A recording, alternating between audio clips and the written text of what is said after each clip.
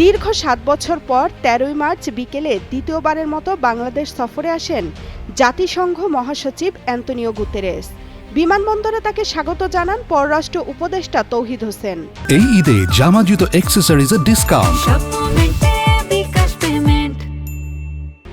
সামাজিক যোগাযোগ মাধ্যম এক্সে দেওয়া এক পোস্টে জাতিসংঘ মহাসচিব অ্যান্তোনিও গুতেরেস উষ্ণ অভ্যর্থনা জানানোয় প্রধান উপদেষ্টা ডক্টর মোহাম্মদ ইউনূস অন্তর্বর্তী সরকার ও বাংলাদেশের মানুষের প্রতি কৃতজ্ঞতা জানান। বার্তায় তিনি বলেন, বাংলাদেশের সাম্প্রতিক সংস্কার ও রূপান্তরের এই গুরুত্বপূর্ণ সময়ে একটি টেকসই ও ন্যায়সঙ্গত ভবিষ্যৎ গড়ে তোলার লক্ষ্যে জাতিসংঘ সর্বদা পাশে থাকবে। সফরের দ্বিতীয় দিন ১৪ই মার্চ সকালে রাজধানীর হোটেল ইন্টারকন্টিনেন্টালে পররাষ্ট্র উপদেষ্টা তৌহিদ হোসেনের সঙ্গে সাক্ষাৎ করেন তিনি। বৈঠকে প্রধান উপদেষ্টার রোহিঙ্গা ও অগ্রাধিকার ইস্যু বিষয়ক বিশেষ দূত ডক্টর খলিলুর রহমানও উপস্থিত ছিলেন।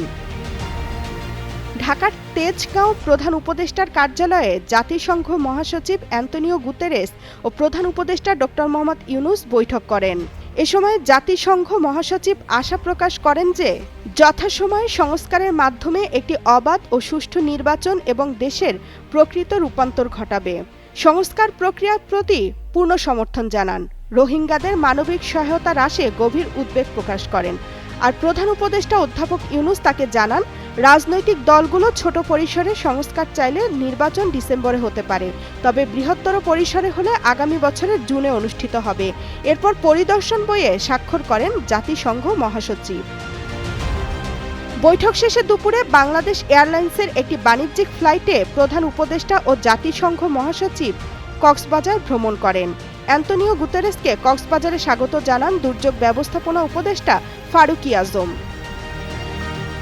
কক্সবাজারের উখিয়া রোহিঙ্গা ক্যাম্পে যান বাংলাদেশ সফররত জাতিসংঘের মহাসচিব অ্যান্তোনিও গুতেরেস। সেখানে তিনি লার্নিং সেন্টার পরিদর্শন করেন এবং রোহিঙ্গা শিশুদের সঙ্গে কথা বলেন। এরপর জাতিসংঘের মহাসচিব রোহিঙ্গা সাংস্কৃতিক স্মৃতিকেন্দ্র পরিদর্শন করেন। সেখানে তিনি রোহিঙ্গা জনগোষ্ঠীর মানুষের সঙ্গে কথা বলেন। পরিদর্শন শেষে সাংবাদিকদের সঙ্গে কথা বলেন জাতিসংঘ মহাসচিব অ্যান্তোনিও গুতেরেস।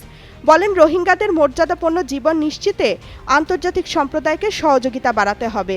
খাদ্য সহায়তা কমে যাওয়ায় রোহিঙ্গারা ঝুঁকির মধ্যে রয়েছে। তিনি বলেন, রোহিঙ্গারা দেশে ফিরে যেতে চায়। রোহিঙ্গাদের নিরাপদে স্বেচ্ছায় ও মর্যাদাপূর্ণভাবে দেশে ফেরানোই এই সংকটের প্রাথমিক সমাধান বলে মন্তব্য করেন জাতিসংঘ মহাসচিব Antonio Guterres. Rohingyas want to go back to Myanmar.